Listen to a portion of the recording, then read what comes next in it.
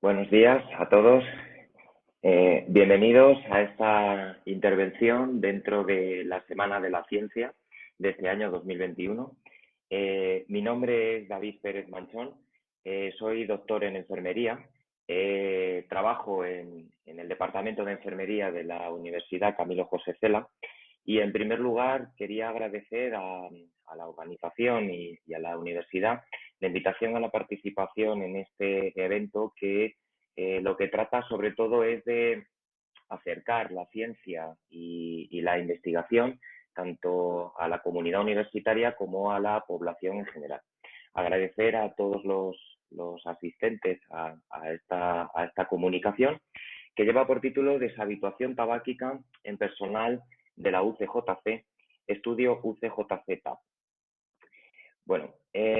como no podía ser de otra manera, el punto de partida de esta investigación, que al final en sí mismo es un proyecto de promoción de la salud y de intervención para la deshabituación tabáquica, tanto su punto de partida como su objetivo, como no podía ser de otra manera, es alcanzar altos niveles y cotas en salud. La salud hoy en día la entendemos como bueno, pues un concepto muy amplio, un concepto dinámico. Probablemente ha sido uno de los conceptos que más se han definido a lo largo de la historia y siempre ha estado determinado tanto por las propias personas como por la historia como el momento en el que se encontraba la sociedad. La salud engloba aspectos tan importantes como es aspectos ecológicos relacionados con el entorno, donde la mayor parte de los seres humanos hacemos o realizamos nuestra actividad personal, laboral, social. Depende, por supuesto, de aspectos psicológicos, depende de la propia asistencia sanitaria en función del país en el que nos encontremos. Y luego, más a nivel individual, también depende de aspectos que en cierta manera podríamos decir que no son modificables, como puede ser la genética, pero también de otras cosas como son los factores de riesgo, que son todos aquellos condicionantes que pueden determinar que podamos tener efectos negativos en nuestra salud, como puedan ser, por ejemplo, las enfermedades, y también aspectos claramente modificables que se corresponden con nuestras conductas, como son los estilos de vida. Con todo esto y en un espacio como es la universidad, que es un espacio donde no solo se hacen actividades docentes, sino que también se hacen actividades en favor de la salud, tenemos que conjugar determinados elementos que son esenciales para que la universidad pueda ser un agente promotor no solo de buenas prácticas y de conductas en salud, sino también de docencia y de investigación. Por lo tanto, necesitábamos involucrar a personas dentro de la comunidad universitaria o fuera de ella, para trabajar aspectos concretos como pueden ser sus conductas o sus estilos de vida, para que podamos promocionar entornos que sean saludables, y esos entornos es donde, como decíamos antes, desarrollamos la vida todos los seres humanos y es nuestro entorno próximo y nuestro entorno social. Y lógicamente, dentro de la universidad tiene que ser un ámbito de protagonismo en investigación, pero también en la integración que hay de la docencia y en nuestros estudiantes en todo el proceso formativo y de investigación. En este sentido, el Departamento de Enfermería de la Universidad Camilo José Cela, dentro de sus planes de actuación y de sus investigaciones, se planteó establecer una línea de investigación dentro de la universidad donde los propios Sí, profesionales de enfermería, perdón, donde los propios profesionales de enfermería pues actuaran como agentes protagonistas de cambios en salud, pero también dando un espacio a esos estudiantes dentro de su formación de pregrado, como eran los estudiantes de enfermería en su último año o en cuarto curso.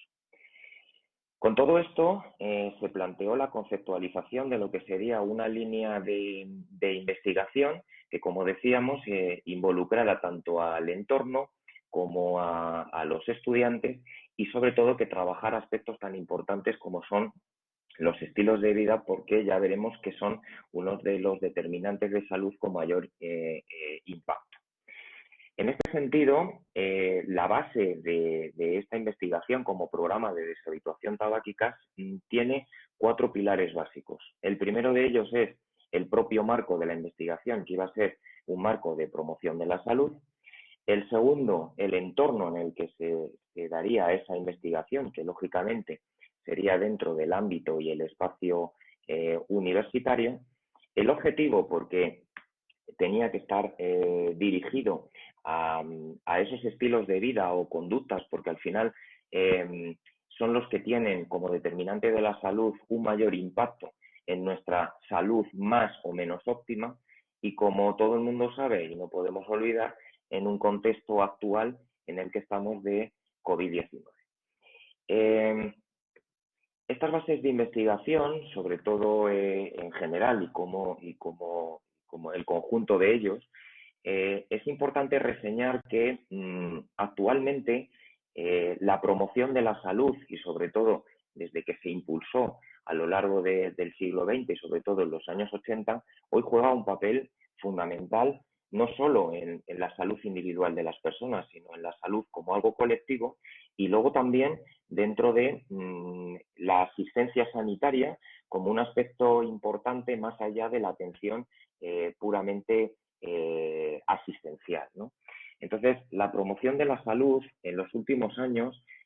ha tenido una inclusión y una transversalidad prácticamente en todos los aspectos de nuestra vida, y lógicamente la universidad no puede ser ajeno a ello, ¿no? Entonces, el origen de esta promoción de la salud se plantea en los años 70, en los cuales se ve la necesidad de que el aseguramiento de la salud como un derecho humano esencial debe tener, además de la asistencia a los problemas o a las enfermedades, tiene que tener un concepto en el cual las propias personas, los propios gobiernos, los propios sistemas sanitarios difundan conductas positivas que al final van a tener un impacto sobre todo en prevención. Conviene reseñar dentro de este ámbito de promoción de la salud que quizá el punto de partida fue la primera conferencia internacional promovida por la OMS que se hizo en el mundo, que fue la Carta de Ottawa en 1986, en la que se propone este enfoque de promoción de la salud como un abordaje positivo de la salud en general, pero de todos los determinantes, no solo personales, de las propias personas de manera individual, sino a nivel comunitario. En este sentido, la universidad también tiene que adquirir protagonismo en este aspecto importante que es de promoción de la salud. Y podríamos definir muchos aspectos en los cuales la universidad pues da protagonismo e interviene en promoción de la salud. Algunos de ellos son pues clima universitario, todo lo que tiene que ver con estrés y tensión emocional, que puede estar asociado no solo en los estudiantes, sino también en el propio personal docente y de servicios. La salud, porque tiene que ser una preocupación y tiene que ser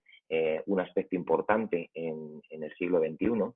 Y luego aspectos más concretos como pueden ser la alimentación, la nutrición, el ejercicio físico, qué papel juega el entorno universitario a nivel físico, psicosocial, salud medioambiental y, por supuesto, todo lo que tiene que ver en conductas de salud.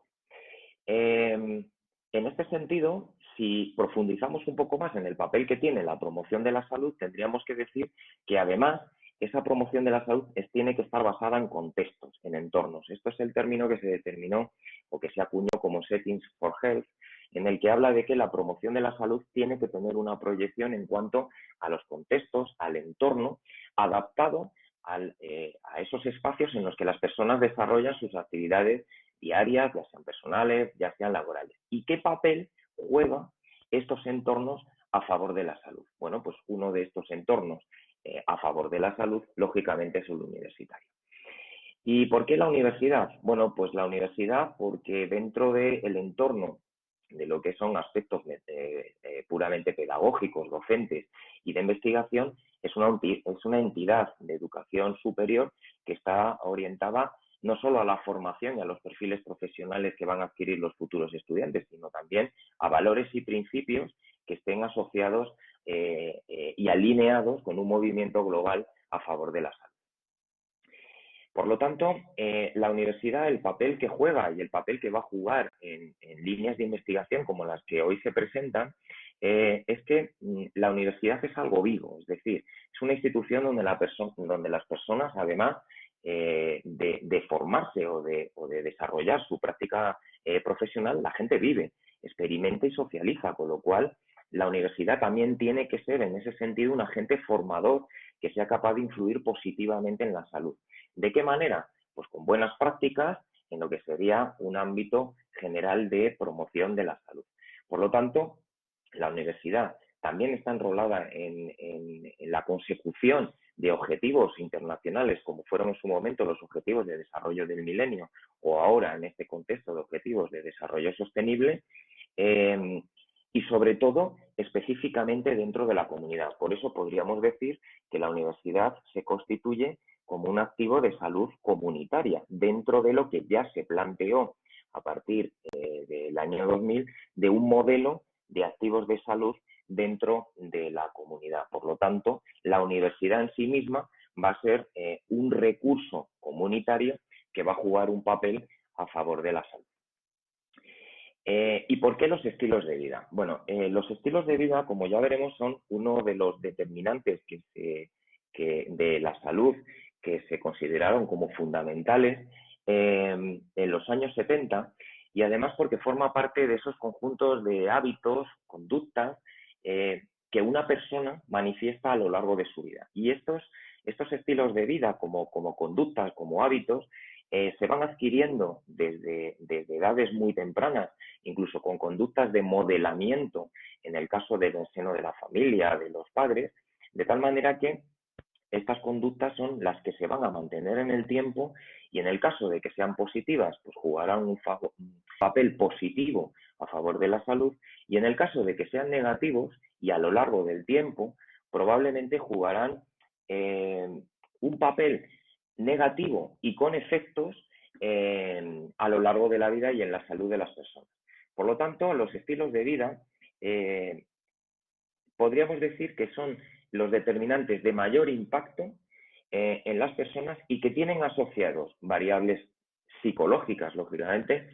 sociales, culturales, económicas y siempre también, por supuesto, personales, porque en el fondo son conductas que son modificables y que las personas deciden libremente llevar a cabo.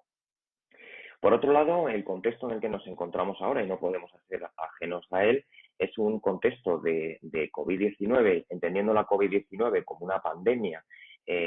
acuñada por la OMS a principios de 2019, pero que realmente lo que engloba es una enfermedad de coronavirus como una familia de virus que están presentes tanto en animales como humanos, y que concretamente el que determina esta pandemia es el SARS-CoV-2, que fue descubierto en China en 2019. ¿Qué significa? Pues que cualquier planteamiento de investigación y cualquier proyecto de investigación, pues lógicamente va a tener limitaciones. ¿En qué sentido? Pues en limitaciones en restricciones, en control de aforos, en evitar contactos estrechos, con lo cual la investigación también se ha visto influida por este contexto, puesto que probablemente mucha de la investigación que se hacía ahora y que lógicamente tenía un contexto presencial y personal, pues tiene que buscar otra serie de alternativas. Bien, con todo esto, ¿cómo se justifica la intervención que vamos a hacer y esta línea de investigación de al final un programa de promoción de la salud para deshabituación tabáquica? Bueno, pues como decíamos, vamos a trabajar, y en eso se justifica, vamos a trabajar en concreto un estilo de vida, que como decíamos, está englobado dentro de un marco de comportamientos, de conductas y sobre todo de actitudes que elige libremente una persona y que se desarrollan a lo largo de la vida, y estas pueden tener un impacto positivo o negativo. Estos estilos de vida como determinantes de la salud fueron desarrollados en los años 70 por Mark Lalonde, que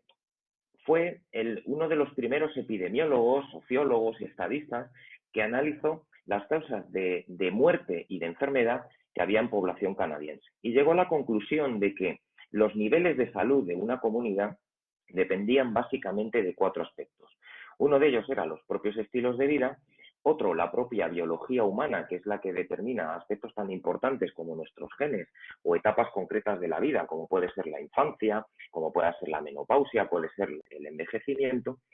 Por supuesto, el medio ambiente o el entorno en el que desarrolla la vida las personas, pero también la propia asistencia sanitaria que haya en el país donde viven esas personas.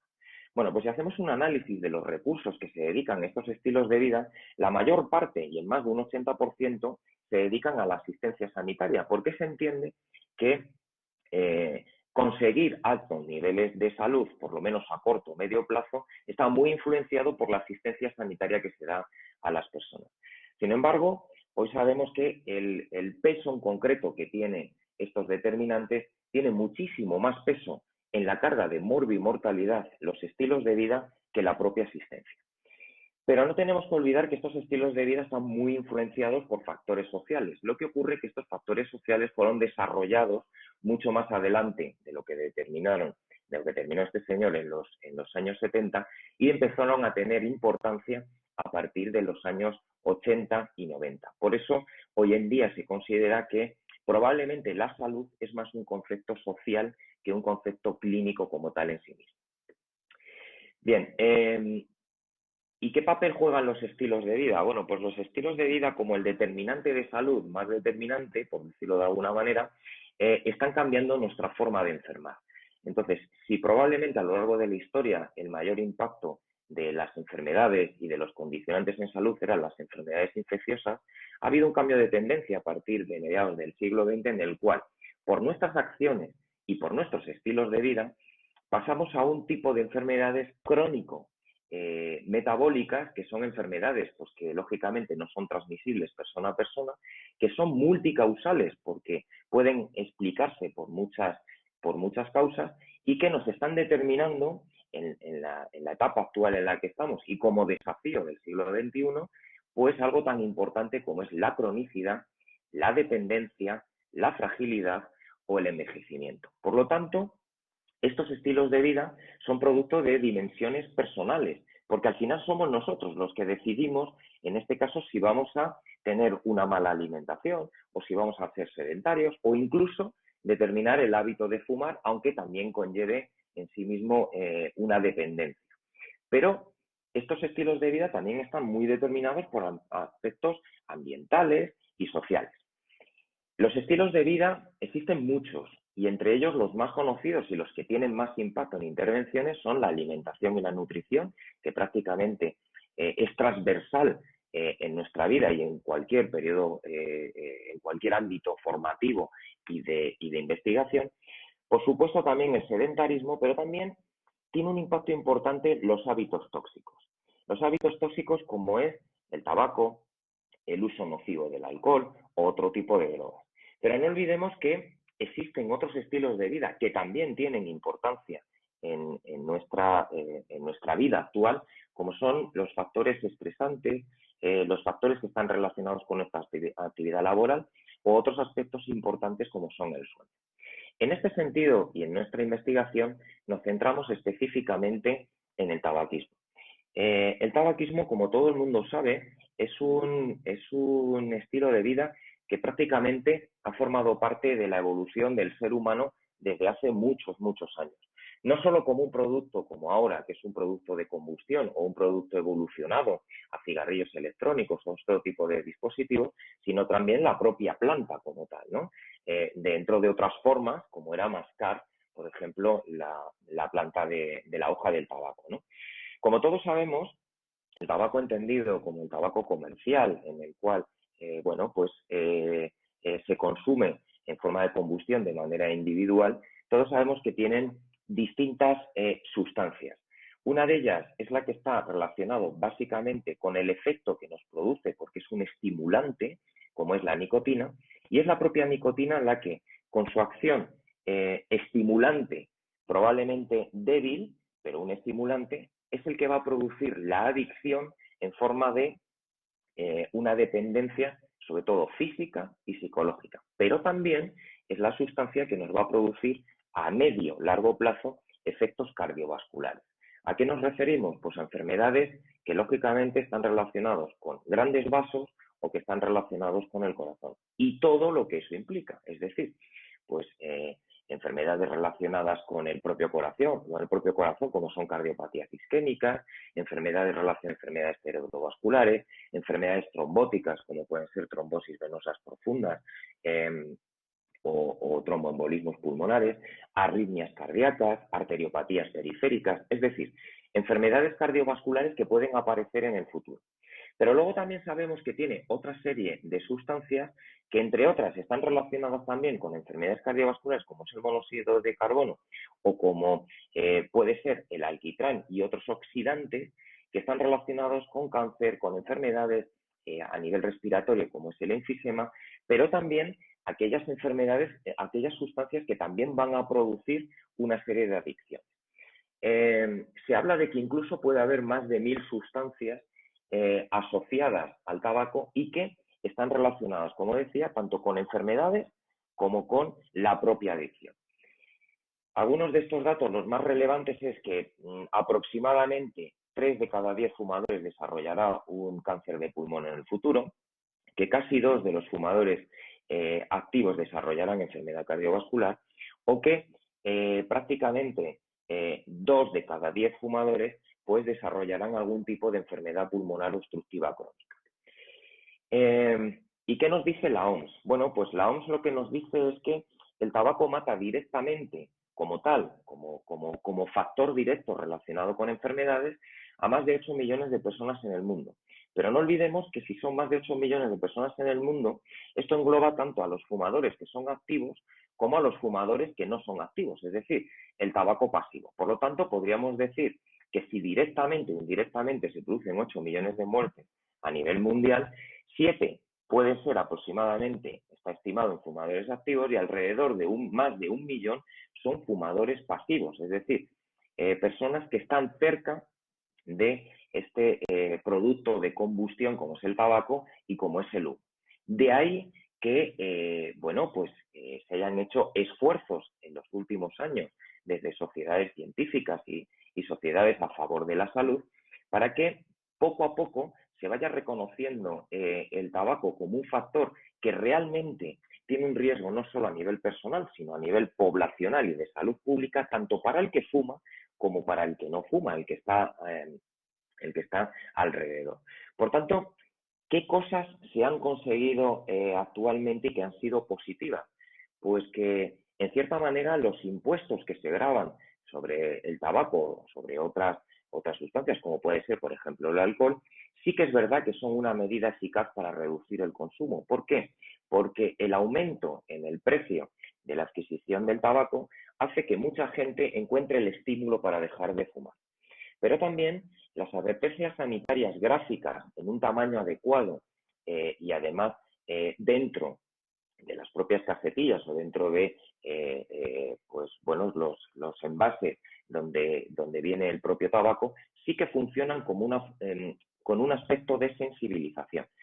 Los consumidores, está claro, los fumadores activos, en la mayor parte de los casos necesitan ayuda para dejar de fumar. ¿Por qué? Porque al final el tabaco es una prueba de vida. Es tal las connotaciones que llevan asociadas a la adicción como tal, que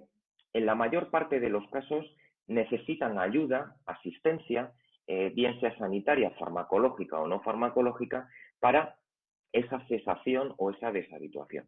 Y luego, bueno, pues desde hace ya unos cuantos años, la prohibición de la publicidad también se ha visto que a medio y largo plazo reduce el consumo. Por tanto, podríamos decir que el tabaco es una de las principales causas de muerte, enfermedades y empobrecimiento. Y si bien en los últimos años ha habido una cruzada frente al tabaco y una, vamos a decir, persecución frente a personas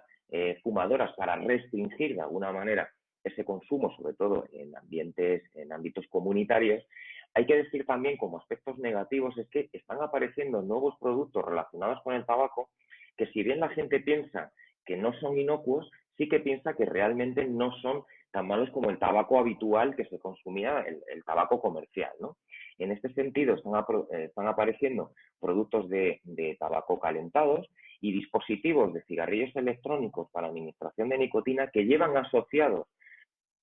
otra serie de sustancias que se han visto que son oxidantes y pueden ser precancerígenos, pero que todavía no hay conciencia de que puede tener un impacto igual o mayor que el que tiene el propio tabaco habitualmente. Bien, ¿en qué situación está España? Bueno, pues si hablamos de porcentaje de población, no solo adulta, sino a partir de más de 15 años que fuma diariamente, bueno, pues nos encontramos dentro de un ranking, podríamos decir, a nivel mundial, en los primeros y sobre todo dentro de los primeros puestos en lo que se refiere dentro de la propia Unión Europea. También es lícito decir que si bien el consumo en los años 80 y antes de los años 80 era muy amplio en la población y la prevalencia era mucho más alta, bien porque no se consideraba al final que podía ser un factor de riesgo que influyera negativamente en la salud, sí que hemos visto que se ha producido un descenso evidente en todos los grupos poblacionales, por lo menos en la evolución hasta el año 2014, pero en general a lo largo de 2014, incluso hasta la actualidad, estas cifras poco a poco están disminuyendo, aunque es verdad que ahora pueden estar en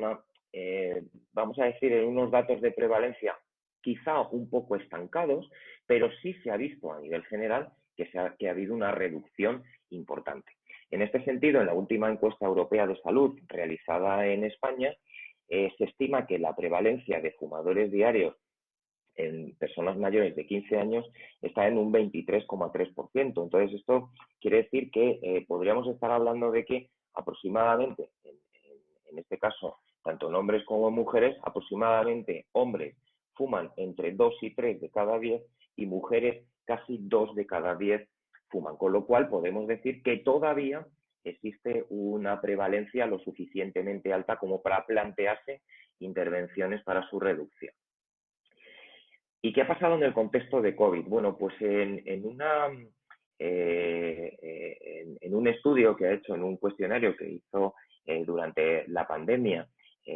durante el 2020, el Ministerio para ver cómo había influido la COVID-19 en aquellas personas que fumaban, entre sus conclusiones podemos decir que la gente que fumaba de cualquiera de las maneras, cigarro, tabaco de liar, puros, cigarros electrónicos, durante el confinamiento sí que ha habido un efecto negativo, puesto que en todos los casos ha habido un aumento en el consumo en personas que ya eran fumadores activas, con lo cual podemos decir que la propia pandemia no ha jugado un factor positivo y esto es lo que hace que se esté ralentizando el número de personas que dejan de fumar.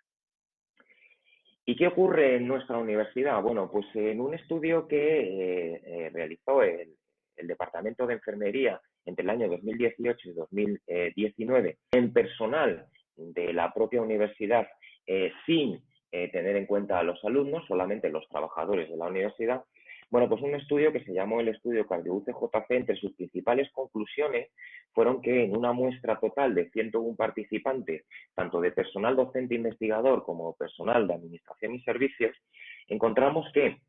los estilos de vida de mayor prevalencia era, en primer lugar, el sedentarismo y, en segundo lugar, el tabaquismo. Es decir, que en esta muestra de trabajadores de la universidad, aproximadamente entre 2 y 3 de cada 10 eran fumadores activos. De ellos, el 20,9%, casi el 21%, era personal docente investigador y el 23,5% personal de administración y servicios. Si tuviéramos que definir, más o menos,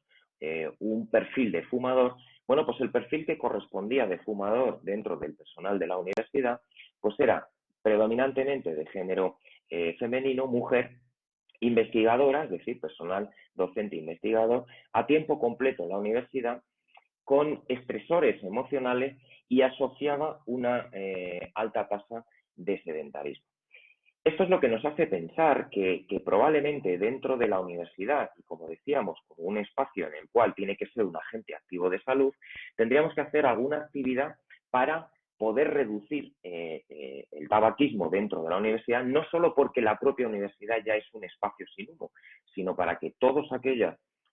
personas que eran fumadores activos tuvieran la oportunidad de acercarse a una primera intervención en la cual pudieran plantearse la deshabituación definitiva al tabaco. Con todo esto surge la idea de un programa de deshabituación tabáquica en personal docente, investigador y de servicios de la universidad, que como aspectos importantes tendría que sería un proyecto piloto de intervención, es decir, este proyecto incluye una intervención en deshabituación. No es recoger información, no es algo descriptivo, sino que sí que era como tal un proyecto de intervención,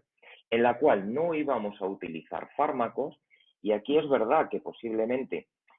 pudiéramos perder algo de impacto en la propia intervención, puesto que la evidencia nos dice que las mayores tasas de éxito, sobre todo en fumadores con gran dependencia física y psicológica, sí que se consigue con medicación farmacológica, pero en nuestro caso no lo planteamos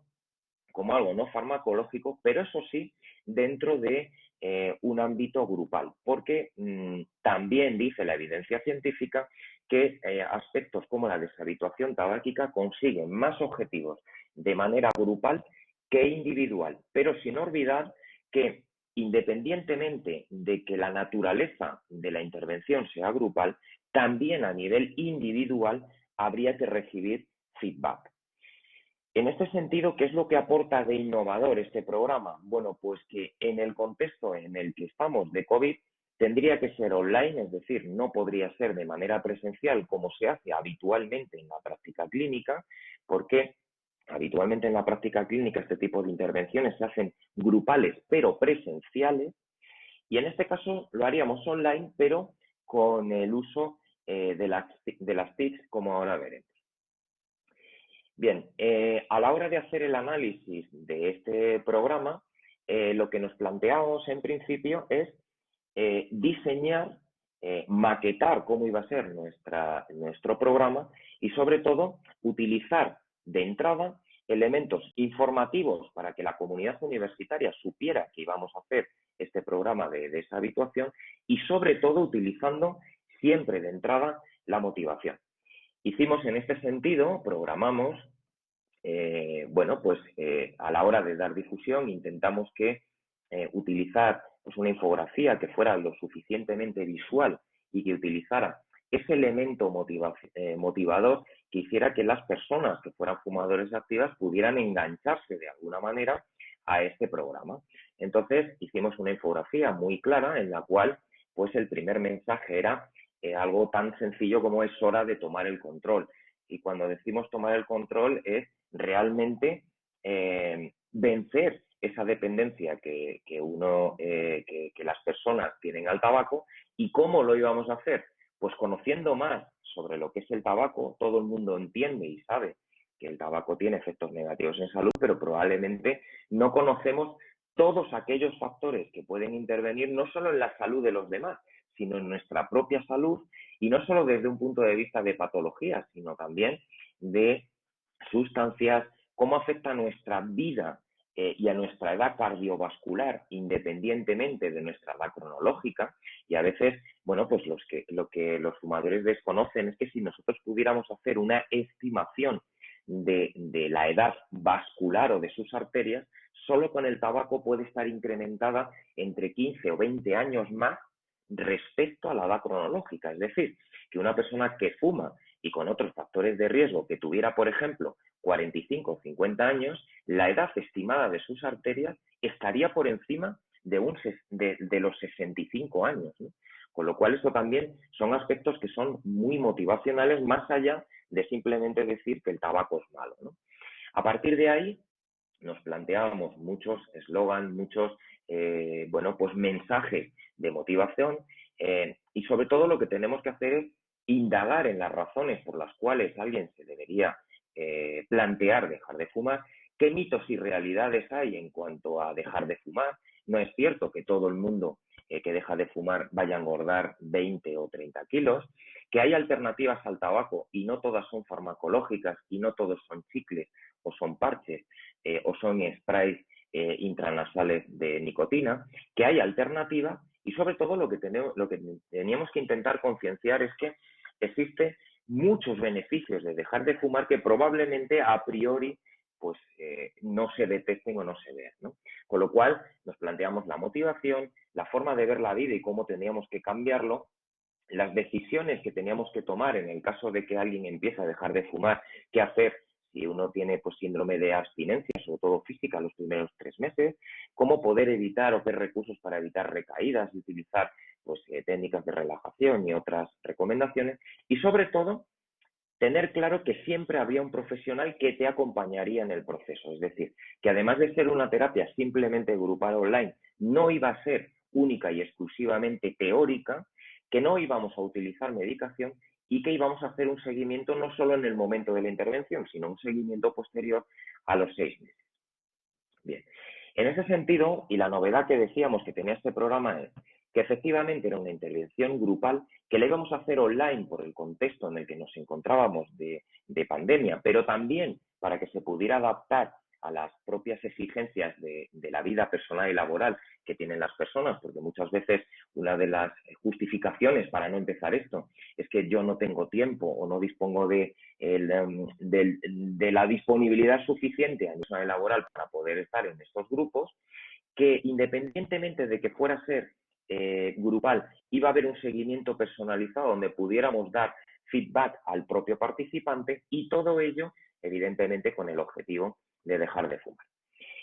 En este sentido, no solo esta intervención, sino en general todas las intervenciones que están relacionadas con deshabituación tabáquica deben tener, vamos a decir, 4 pilares básicos. El primero tiene que estar relacionado con el propio conocimiento que tenga la persona del tabaco, de realmente lo que supone el tabaco y del impacto que tiene el tabaco en una persona que es fumadora. Entonces,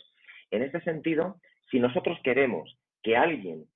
inicie una conducta tan importante como es la deshabituación tabáquica, tiene que saber por qué y para qué. Y en ese sentido tiene que saber todos los condicionantes que están relacionados con el tabaco y no solo información tan general como que simplemente el tabaco es malo o el tabaco puede producir cáncer. No es algo tan simplificado como eso, sino cómo afecta a mi salud, qué síntomas tengo ahora mismo que no sé interpretar y que pueden estar relacionados con el tabaco. Con lo cual, uno de los pilares básicos para dejar de fumar es el propio conocimiento del tabaco y las repercusiones que tiene el tabaco, no solo en la salud en general de todas las personas, sino en la mía individual.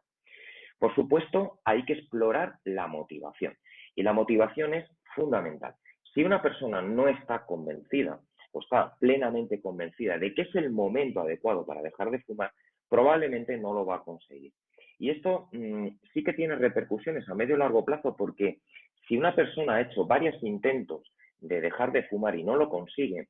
al final lo que aprende de esa experiencia es frustración. No soy capaz, no voy a ser capaz, no voy a intentar dejar de fumar porque no lo voy a conseguir. Con lo cual, es muy importante que se explore correctamente la motivación para que esa sea la piedra angular de la deshabituación del tabaco. Por supuesto, las personas necesitan, los fumadores necesitan acciones, necesitan que le demos estrategias, que le demos herramientas para poder afrontar el día a día en la deshabituación. Entonces, este también es un pilar básico. Dejar de fumar no es solo y únicamente que yo decida mañana que dejo el tabaco a un lado y que no voy a volver a fumar, sino que necesitamos realmente estrategias, necesitamos herramientas, necesitamos alternativas. Y sobre todo,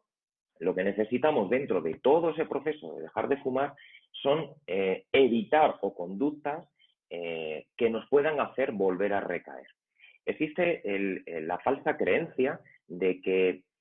si alguien está dejando de fumar o ha dejado de fumar,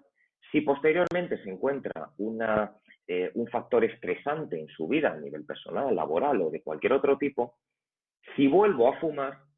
disminuiré mi ansiedad. Y eso es un error. Y mucha gente, cuando vuelve a fumar después de haberlo conseguido durante un tiempo, que puede ser un mes, 2 meses o incluso años, la justificación que encuentra para volver a fumar es que si estoy ante una situación estresante a nivel personal, el tabaco me ayudará a disminuir la ansiedad. Y eso es un error, porque el tabaco en sí mismo es un estimulante, débil, pero lo es. Lo que ocurre es que si nosotros tenemos altos niveles de ansiedad y nos exponemos a estimulantes, en muchas ocasiones llegamos a un umbral de estimulación tan alto que produce justo el efecto rebote. Y a partir de aquí, y adaptado pues, a la sociedad, al mundo en el que vivimos, es muy probable que el uso de las TIC, tanto con páginas web o redes sociales, nos pudieran ayudar en todo este proceso. Por eso, nosotros como elemento innovador dentro de este programa incorporamos una página web y un espacio concreto dentro de una red social únicamente para las personas que participaban en este proyecto. Es decir, que solo podían tener acceso los participantes y los propios investigadores. Bien, pues este programa de deshabituación lo planteamos desde dos vertientes. Una, desde la propia intervención en la salud de los participantes para dejar de fumar, pero también en la involucración de los estudiantes, puesto que la universidad también es un espacio docente de aprendizaje de futuros profesionales, la experiencia que tendrían nuestros alumnos de grado, en este caso de último año, a la hora de liderar esta intervención y enfrentarse por primera vez a una intervención real de promoción de la salud con participantes, dentro de lo que sería un escenario real. Evidentemente, siempre supervisado y acompañado por los propios profesores e investigadores del proyecto. Bien, por tanto, con todo esto, nuestra intervención, el objetivo era evaluar cuál sería el impacto y si es viable o no y su efectividad de una intervención de deshabituación tabáquica en 6 meses dirigida por estudiantes de cuarto curso de grado de enfermería y de profesores e investigadores del propio departamento en una intervención dirigida a personal docente investigador y a personal de administración y servicios, puesto que, como habíamos dicho, en nuestro estudio anterior vimos que el tabaquismo era uno de los principales factores de riesgo y de estilos de vida que habíamos detectado. Específicamente íbamos a analizar qué efectos tendría esta intervención a la hora de la cesación tabáquica, es decir, si realmente conseguimos que los participantes dejaran de fumar y en qué porcentaje, y por supuesto también conocer la experiencia de los propios estudiantes a la hora de enfrentarse a una situación real de implementación de una intervención dentro de lo que se denomina una metodología de aprendizaje-servicios. Es decir, cómo somos capaces, desde la adquisición de competencias en las diferentes asignaturas de su periodo formativo y cómo eso lo podemos revertir de manera práctica y a nivel comunitario dentro de un espacio como era la universidad. Bueno, pues el ámbito evidentemente era la comunidad universitaria, el curso en el que lo hicimos, curso académico, fue el curso 2020-21 y en este caso los participantes, como hemos dicho, eran personal docente investigador y de administración y de servicios que fueran fumadores activos. Con lo cual, los criterios de inclusión para entrar en el programa eran, lo primero, deseo de participar. Y el deseo de participar llevaba también implícito que uno sintiera la necesidad de que quería dejar de fumar. Tenían que ser fumadores al menos de un cigarro al día, es decir, que fueran fumadores activos y que fueran fumadores que por lo menos ya estaban en una fase de deshabituación tabáquica en la que contemplaban dejar de fumar. En cuanto a los criterios de exclusión, pensamos que era pertinente excluir de este programa pues aquellos fumadores que son fumadores sociales, que no tienen un consumo diario o esporádico, porque muchas de las intervenciones que nosotros íbamos a hacer no se iba a adaptar a este tipo de perfil de fumador, es decir, un fumador que realmente no es un fumador activo, sino que es un fumador esporádico. Y luego también, bueno, pues a personas que en definitiva en ningún momento se están planteando dejar de fumar, ¿no? Cuando se hace una intervención, no solo de esta naturaleza y como la que estamos planteando, sino claro, en la práctica clínica de dejar de fumar, uno de los aspectos más importantes es que la propia persona esté en una fase de querer dejar de fumar, porque si no, esto lo que va a llevar es tanto a la frustración de saber que no voy a dejar de fumar, pero es que previamente no estaba convencido de querer hacerlo. Bueno, las fases por las que pasamos en este programa fue la fase de captación, una sesión informativa en la que íbamos a plantear cuáles eran los objetivos, la captación de posibles participantes A partir de ahí, hacer 4 sesiones específicas durante un mes, mes y medio. Después hacer un cuestionario post-intervención para ver el impacto cortoplacista que haya tenido la intervención y seguimiento a los 6 meses, que es en la fase en la que nos encontramos ahora mismo. Bueno, en cuanto a la fase de captación, ¿qué fue lo que hicimos? Bueno, pues lo que hicimos es que a través de correo electrónico institucional, redes sociales de la universidad e incluso la propia aplicación móvil que tiene la universidad, hicimos un cartel informativo, una infografía, en la cual lo que intentábamos es utilizar un eslogan motivacional en el que dábamos información de un programa para dejar de fumar y en el que decíamos básicamente que se tomara el control y que se hiciera en este caso de manera online. De esta manera lo que intentábamos era conseguir motivar a las personas desde el punto de vista de su salud, pero también de que nos íbamos a adaptar a sus condicionantes. En este sentido, bueno, pues dijimos que era un método innovador, sin ayuda de fármacos, para que no tuviéramos que involucrar una prescripción médica y un seguimiento de otras variables indirectas analíticas a la hora de prescribir según qué fármacos, que íbamos a hacer un seguimiento y unas intervenciones en 4 sesiones durante marzo, que íbamos a proporcionar herramientas, pero que además íbamos a hacer un seguimiento personalizado. De tal manera que se generaba un código QR que diera opción a ese cuestionario preliminar, en el cual, en ese cuestionario preliminar y esa sesión informativa que haríamos antes de participar, lo que íbamos a hacer es explicar realmente por qué y para qué esa cesación en el tabaco, explorar en aspectos generales de motivar para dejar de fumar y explicaríamos las líneas generales del programa. ¿Qué le pedimos a los posibles participantes? Pues bueno, variables sociodemográficas, cuántos años, qué género, qué nivel de instrucción tenían, en qué departamento trabajaban, qué antecedentes tenían personales o familiares que fueran de interés, enfermedades, tratamientos. Explorábamos muy bien cuál era la conducta del fumador y esa conducta estaba valorada en no solo el tipo de tabaco y el consumo diario, sino qué nivel de dependencia teníamos. Y para eso utilizamos cuestionarios validados que nos determinan si la dependencia de tanto física como psicológica de un fumador pues era baja, media o alta. Y luego explorábamos un poco en los intentos previos que había habido, tanto para dejar de fumar como los motivos que nos podrían llevar a motivarnos a que esta vez sí y definitivamente y gracias a esta intervención pudieran dejar de fumar. Con todo esto, lo que hicimos fue ya captar a los posibles participantes y, claro, normalmente cuando se hace este tipo de intervenciones no suelen ser grupos excesivamente numerosos. ¿Por qué? Porque los grupos excesivamente numerosos son difíciles de controlar y sobre todo porque no todo el mundo, aunque lo planteamos pues con toda la ilusión que se puede hacer en este tipo de intervenciones, no todo el mundo está ni en la fase de querer dejar de fumar ni en la motivación suficiente para querer dejar de fumar. Por lo tanto,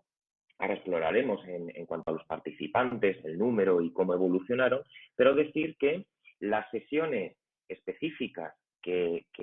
hicimos en aquellas personas que realmente quisieron participar, bueno, pues pasamos por 4 sesiones. Una, como decíamos, que estaba relacionado pues con los conocimientos asociados al propio tabaco, efectos adversos del tabaco, qué influencia tenía el tabaquismo pasivo para las personas que están alrededor de esos fumadores activos, y explorábamos muy bien en qué fase de motivación al cambio se encontraba el participante. Las fases de motivación al cambio de cualquier conducta en salud y estilo de vida pasa por 5 escalones. Uno, la precontemplación, en la cual la persona realmente manifiesta que en ningún momento, por lo menos en los próximos 6 meses, está dispuesto a cambiar su conducta. En la fase de contemplación, en la que, bueno, pues contemplamos que en los próximos 6 meses sí podría estar dispuesto a plantearme, en este caso, dejar de fumar. En la fase de preparación, en la que la persona es receptiva a querer dejar de fumar, por lo menos en el próximo mes, pero necesita una intervención, un asesoramiento, una serie de herramientas. En acción, cuando la persona ya está en esa fase de dejar de fumar, que eso no implica que ya haya dejado 0 cigarros día de fumar, sino simplemente el hecho de reducir su consumo ya implica que está en fase de deshabituación. Y después, la fase de mantenimiento, en la que intentamos mantener esa conducta de dejar de fumar al menos entre 6 meses y un año, porque no consideramos hasta que ha pasado un año que esa persona es exfumadora. Esta era la primera sesión formativa. La segunda sesión lo que exploraba era sobre todo la motivación. Y muchas veces para encontrar motivación personal tenemos que buscar la motivación dentro del grupo. Con lo cual, con sesiones totalmente dinámicas y con técnicas grupales totalmente dinámicas, lo que se planteó es cómo la motivación de cada uno de los participantes podía motivar al grupo entero. No olvidemos que muchos de los participantes, al ser de la propia comunidad universitaria, muchos de ellos se conocen, incluso han podido compartir la propia conducta de alguna manera, con lo cual, bueno, pues también podía ser motivante saber que la persona que conoces o que está al lado tuyo está dejando de fumar y lo está consiguiendo. Eso también puede ser un motivo fundamental para poder dejar de fumar a nivel personal, ¿no? Explorar muy bien en las razones que nos llevan a dejar de fumar, no solo de nuestra salud, sino de la salud en general. Utilizamos una dinámica de un juego interactivo en el que intentábamos romper mitos y lo que son realmente realidades asociadas al tabaco. Explorábamos muy bien y le pedimos a cada participante que hiciera una lista de los beneficios que él consideraba que eran importantes para dejar de fumar, y muchos de ellos, pues bueno, exploraron motivos como incluso el motivo económico. E hicimos un Excel comparativo de el dinero que se podía uno ahorrar en un mes, en 6 meses o al año en dejar de fumar. Y muchas veces cuando uno no tiene esa conciencia, bueno, pues realmente no le da importancia, pero si realmente exploras un poco más, también puede ser un elemento motivacional. Y luego una cosa que es muy importante es un autorregistro del consumo diario que uno tiene del tabaco y lo que llamamos una carta de despedida al tabaco. A partir de aquí dimos herramientas para tomar el control, para mejorar la salud física, es decir, dejar de fumar implica reforzar otros estilos como es la salud física, sobre todo el ejercicio físico, por la inducción de determinadas sustancias, neurotransmisores o hormonas que producen bienestar y que puede hacer que vencemos más rápidamente esa dependencia física. La salud mental y cómo controlar sobre todo la ansiedad que nos puede provocar el dejar de fumar, y buscar alternativas en meditación, relajación, un buen descanso y sueño, y también gestionar el tiempo de otra manera, puesto que el tabaco nos lleva a automatismos, y sobre todo cómo controlar la alimentación para evitar eso que decíamos que siempre asociamos a dejar de fumar, que es la ganancia de peso. Pero es que la ganancia de peso también va asociada a dejar de fumar con malos hábitos alimentarios, ¿no? En este sentido, utilizamos como apoyo, utilizamos una página web diseñada específicamente para este proyecto y un espacio en una red social privada dentro de Instagram donde solo tuviéramos acceso tanto los participantes como los propios investigadores. Voy a intentar compartir la página web para que se pueda ver. Esta era la página web que se hizo y que hicieron los estudiantes para específicamente todo este programa, en el cual en la página principal insiste en la toma de control como elemento motivacional e incluía testimonios de personas que habían sido grandes fumadoras y que intentaban dejar su testimonio, es decir, cómo había cambiado su vida antes y después de haber dejado de fumar. Evidentemente esto también es motivacional, ¿no? En tener el testimonio de alguien que te dice que ha pasado por lo mismo que tú y qué efectos ha conseguido positivos después de dejarlo, bueno, pues también puede ser una manera de que uno intente dar ese paso. Todas las sesiones que nosotros habíamos dado y que habían hecho los alumnos quedaban para que los propios participantes pues, pudieran acceder a ellas. Pues en el caso de la primera sesión, todo lo que tenga que ver con el conocimiento del tabaco, pues dejamos toda la información para que los participantes la pudieran recuperar. En cuanto a la motivación, pues igual, se dejaron tanto la lista de motivos como una infografía de qué le pasa a tu cuerpo después de fumar en horas, en meses y cómo eso era positivo para la salud. Y luego, herramientas de estilos de vida. ayuda no farmacológica para dejar de fumar, cómo nos teníamos que activar, cómo controlar nuestra alimentación, cómo manejar el relax, el sueño, la propia control mental, de tal manera que pudiéramos buscar alternativas a esa conducta de dejar de fumar. Y por último, recursos para evitar lo que se llama la recaída, el craving, que es esa sensación de querer de fumar, la necesidad imperiosa de dejar de fumar, porque realmente es una necesidad física, ¿no? Y entonces dejamos distintos recursos, pues, de libros, de libros de interés que pudieran ser libros de autoayuda. Y por último, lo que hicimos fue crear un espacio privado dentro de Instagram para que sirviera de feedback para los participantes. Y en este sentido, pues había recetas, había alternativas de libros, había vídeos de cómo hacer un autorregistro para ver el seguimiento que estábamos haciendo del tabaco. En definitiva, que fuera un elemento totalmente motivacional para que, bueno, pues en este caso los participantes tuvieran unas herramientas más allá de simplemente elementos simplemente teóricos, y sí que es verdad que siguiéramos trabajando, bueno, pues esa motivación y dar sobre todo herramientas. Y por último, pues eso es lo que decíamos, evitar el síndrome de abstinencia, etcétera. A partir de aquí, y después de estas 4 intervenciones, volvimos a hacer un cuestionario posterior para saber si había cambiado su motivación para dejar de fumar o incluso habíamos iniciado la deshabituación, si había habido cambios en su consumo actual, cómo habían evolucionado los síntomas que podíamos tener inicialmente, pues como la tos, mocos, sensación de dificultad respiratoria, y cómo había variado su dependencia física y psicológica después de la intervención. Bien, ¿cuáles fueron los resultados? Bueno, pues los resultados,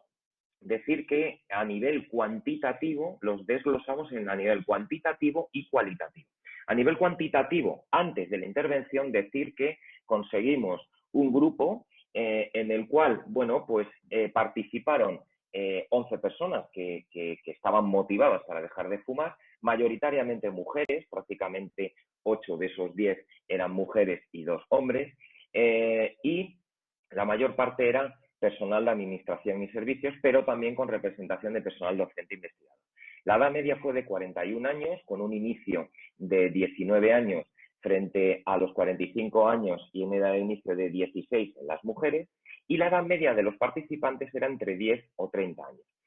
¿Cuál era el consumo habitual? Pues el comercial, prácticamente 8 de cada 10, frente a entre 1 o 2 que consumía tabaco de lía. Más de la mitad de todos los participantes había hecho un intento previo de dejar de fumar,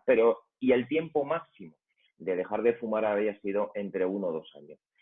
¿Qué síntomas previos tenían antes de la intervención y de intentar dejar de fumar? Pues prácticamente 3 de cada 10 lo que nos decían es que tenían tos por la mañana con expectoración. La dependencia física previa era mayoritariamente baja, es decir, estamos hablando de un perfil de fumador que probablemente no tenía una dependencia física excesivamente alta, pero sí que era moderadamente alta la dependencia psicológica, sobre todo asociado, bueno, pues a esa labor que hacía dentro de la universidad y cuestiones sobre todo laborales, ¿no? La motivación para dejar de fumar en hombres era mayoritariamente media, pero mucho más alta en mujeres. ¿Qué conseguimos después de nuestra intervención? Bueno, pues como suele ocurrir habitualmente, siempre hay abandonos en este tipo de programas y este no iba a ser una excepción, pero esto es habitual y esto está descrito en la literatura científica. Normalmente la gente que pretende dejar de fumar tiene unos niveles de motivación muy altos inicialmente, pero posteriormente sí que es verdad que suele haber abandonos, con lo cual tuvimos de 11 participantes pasamos a 6 y de los 5 restantes no llegaron a pasar a la fase de acción realmente de dejar de fumar 5 de ellos y sin embargo 6 de ellos sí que realmente con este programa pasaron a esa fase de acción de dejar de fumar. 4 de los participantes consiguen el cese definitivo inmediatamente después de la sesión. Ahora estamos en la fase de ver qué ha pasado a los 6 meses, si realmente dejaron de fumar esos 4 o realmente han recaído. Y dos, consiguieron una reducción de más del 80% de su consumo inicial. Eso también es un inicio en la deshabituación. Lógicamente, disminuyen esos síntomas de tos matutina y expectoración y la dependencia física empieza a ser baja e incluso media. ¿Por qué? Pues porque lógicamente estamos en la fase de deshabituación. Aumenta la dependencia psicológica y esto es habitual cuando ocurren estas intervenciones. Y cuando valoramos la satisfacción del programa que habían tenido los participantes, la satisfacción general fue de 4 puntos sobre 5 y, sin embargo, las específicas por cada sesión de intervención que dio el alumno fue de 4,5 sobre 5 totales. Desde un punto de vista cualitativo, también teníamos que valorar cuál había sido la experiencia de los alumnos, porque al final ellos fueron realmente los protagonistas de esto, ¿no? Y entonces lo valoramos en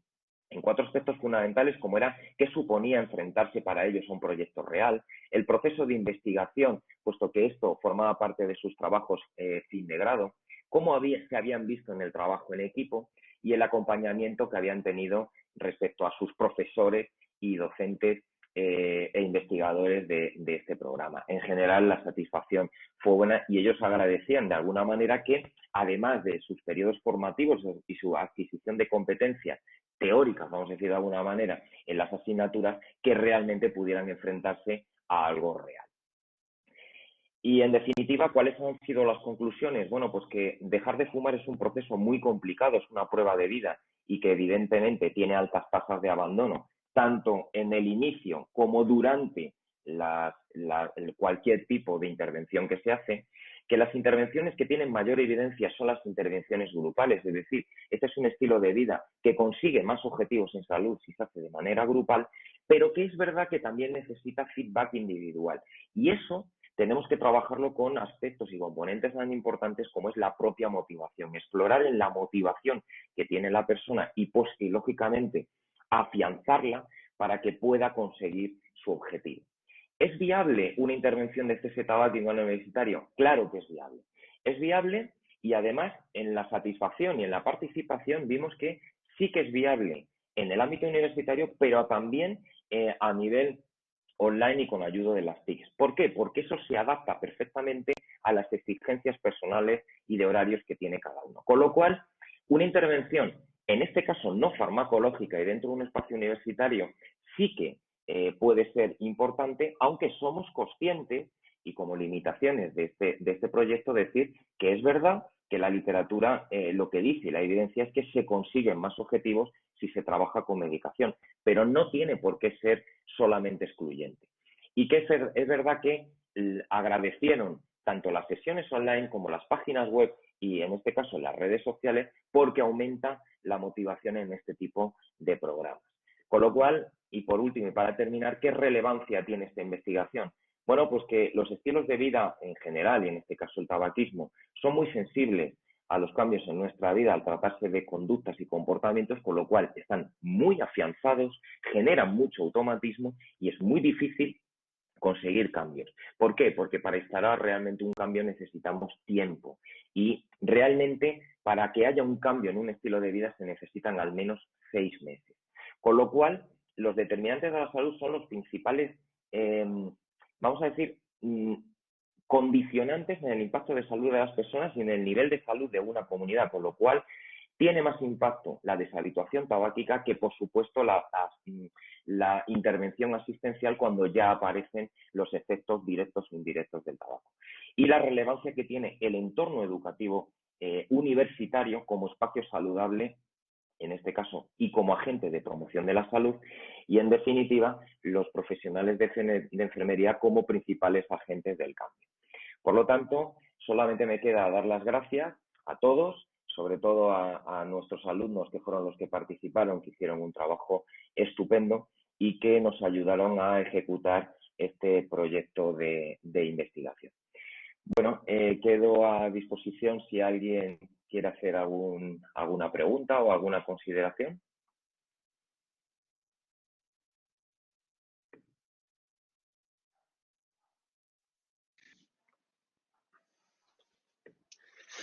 Nada, David, solo darte enhorabuena de verdad por la presentación que has hecho. ¿Me escuchas? Sí, sí, perfectamente, Sí, Ángel. sí. No, la verdad es que la presentación que has hecho está chulísima, eres un comunicador nato y todo el proceso que has llevado a cabo ha estado muy bien explicado. Y sí que es verdad que justamente el tema que habéis tratado del tabaco, como bien dices, al final es puramente motivacional y hay que buscar herramientas como habéis hecho para poder encontrar la manera de dejarlo. Así que, pues enhorabuena y muchas gracias por la presentación que has.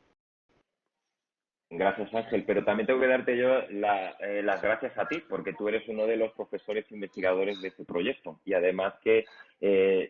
ayudaste de manera muy, muy importante a que este proyecto se pudiera ejecutar. Entonces, doblemente te doy también la enhorabuena a ti y muchas gracias por haber contado contigo. Nada, muchas gracias, David. Bueno, no sé si hay alguna pregunta más. No, creo que no. Bueno, pues nada, pues muchas gracias a todos los asistentes y gracias por la participación.